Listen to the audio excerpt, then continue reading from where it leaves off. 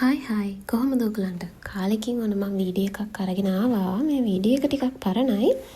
හැබැයි මට දාන්න හිතුණා අපේ යාළුවෙක් රට යන නිසා ගර්ල්ස් නයිට් එකක් යන්න හිතුවා. ඉතින් අපි මුලින්ම ගියෝ කේෂිලා ගෙදරට. එයා අපිට රස කෝෆි එකක් හදලා දුන්නා. මෙන්න මෙයා තමයි යන කෙනා. ඉතින් අපි එළියට යන්න රෙඩි වෙන්න හදනවා. එක්කෙනෙක් නම් රෙඩි වෙලා ආයා TikTok එකේ. අනිත් දෙන්න තාම රෙඩි වෙන ගම.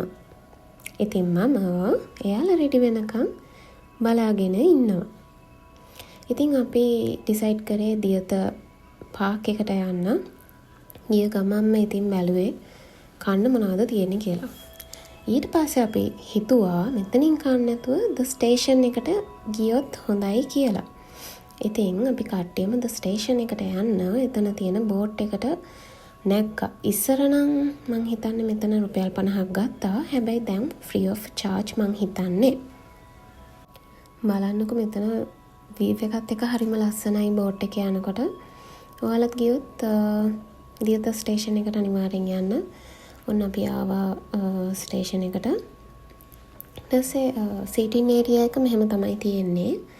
අපිට ඕනනම් එළියේ ඉඳ ගන්නත් පුළුවන්. නැත්නම් මෙතන ට්‍රේන් එක වගේ තියෙනවා. ඒක ඇතුළේ ඉඳ ගන්නත් පුළුවන්. ඉතින් අපි ගත්තා එග් ෆ්‍රයිඩ් රයිස් එකක්. ඒක හරිම රසයි. සහ අපි ගත්තා චිකන් හරි සී ෆුඩ් හරි කොත්තු එකක්. මොකද තරුෂේ කියන්නේ රට යන කෙනා චිකන් කන්නේ නැහැ. ඒ හින්දා මං හිතන්නේ ගත්තේ සී ෆුඩ් කොත්තු එක. මේ එග් ෆ්‍රයිඩ් රයිස් එක මාරම රසයි. ඔයගොල්ලෝ ගිහින් තියෙනවා නම් කමෙන්ට් එකක් දාන්න. එහෙම නැත්නම් යන්න ඉන්න කෙනෙක් නම් අනිවාර්යයෙන්ම try කරන්න. කොත්තු එකත් එහෙමයි හරිම රසයි. ඊට පස්සේ අපි ආයෙමත් කාලා බීලා ඔක්කොම කරලා අපි ලයිම් ජූස් ගත්තා. ඒක නැහැ මේකේ. බෝට් එකෙන්ම ඇවිල්ලා ගියා the long bar එකට. ඒකේ සීටින් ඒරියා එක තිබ්බ මෙහෙම හරිම ලස්සනයි. මේකේ security එක ගැන කිසිම දෙයකට බය වෙන්න දෙයක් නැහැ. හරිම safe.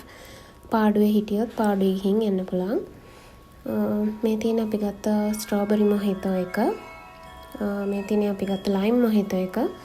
මේ දෙකම හරිම රසයි. මම security එක ගැන කතා කරේ. සමහර කියනවා එතන මේ safe නෑ හැම කියලා. හැම දෙයක් නැහැ. හරිම safe. අපි ඉතින් කාලා ටිකක් ඉඳලා ආවා. මේ තියෙන අපි ගත්ත wrapper සහ cheese cake එක. මේ දෙකත් හරිම රසයි.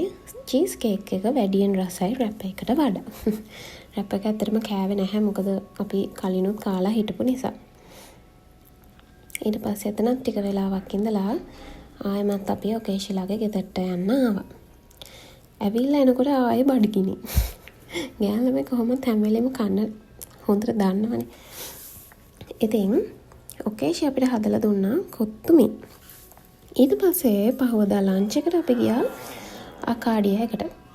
ආකාඩියා එකට ගිහලා මෙන්න මේ කිට් කැට් මම හිතන්නේ ෂේක් එක බුදුම රසක් තිබුණේ. හරිම රසයි.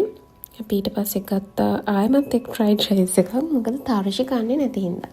ඉතින් මට ආසයි තුන ඔයගොල්ලොත් එක්ක මේ වීඩියෝ එක ෂෙයා කරගන්න. Thanks for watching. Bye.